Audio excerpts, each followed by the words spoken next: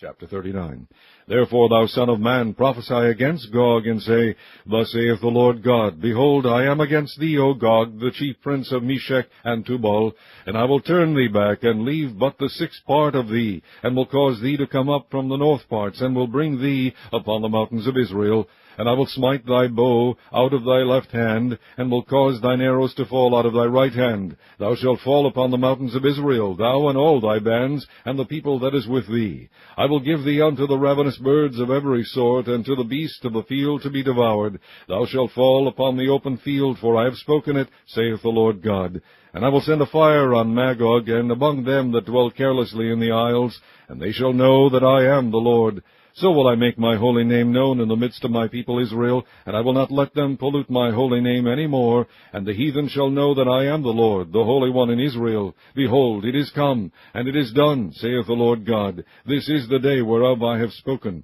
And they that dwell in the cities of Israel shall go forth, and shall set on fire and burn the weapons, both the shields and the bucklers, the bows and the arrows, and the handstaves, and the spears, and they shall burn them with fire 7 years, so that they shall take no wood out of the field, neither cut down any out of the forests, for they shall burn the weapons with fire, and they shall spoil those that spoiled them, and rob those that robbed them, saith the Lord God.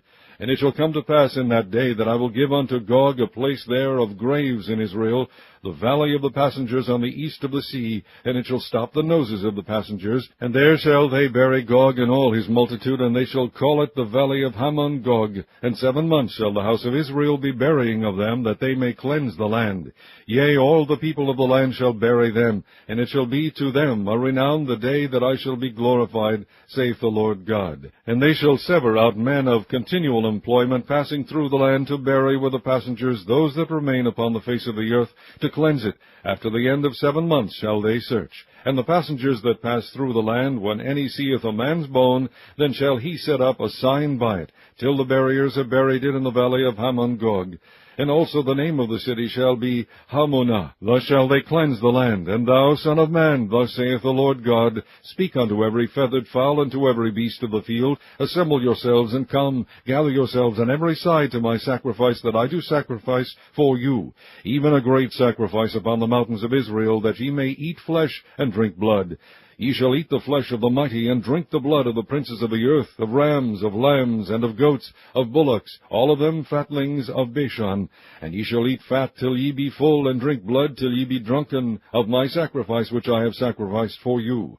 Thus ye shall be filled at my table with horses and chariots, with mighty men, and with all men of war, saith the Lord God. And I will set my glory among the heathen, and all the heathen shall see my judgment that I have executed, and my hand that I have laid upon them. So the house of Israel shall know that I am the Lord their God from that day and forward. And the heathen shall know that the house of Israel went into captivity for their iniquity, because they trespassed against me. Therefore hid I my face from them, and gave them into the hand of their enemies. So fell they all by the sword. According to their uncleanness, and according to their transgressions have I done unto them, and hid my face from them. Therefore thus saith the Lord God, Now will I bring again the captivity of Jacob, and have mercy upon the whole house of Israel, and will be jealous for my holy name. After that they have borne their shame, and all their trespasses whereby they have trespassed against me, when they dwelt safely in their land, and none made them afraid. When I have brought them again from the people, and gathered them out of their enemies' lands, and am sanctified in them in the sight of many nations, then shall they know that I am the Lord their God, which caused them to be led into captivity among the heathen. But I have gathered them unto their own land, and have left none of them any more there. Neither will I hide my face any more from them, for I have poured out my Spirit upon the house of Israel, saith the Lord God.